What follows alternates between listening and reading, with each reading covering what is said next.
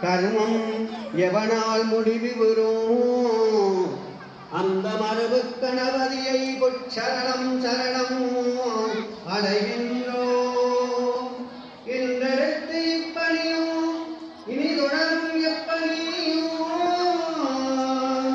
நற்பணியே சமூகனானுடே நீ இருந்து என்பனியே ஐயா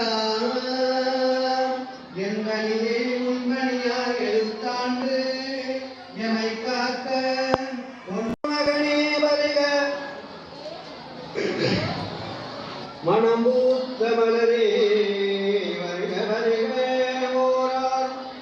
ஆறுமுகனே வருக சிவரானந்த முகனே வருக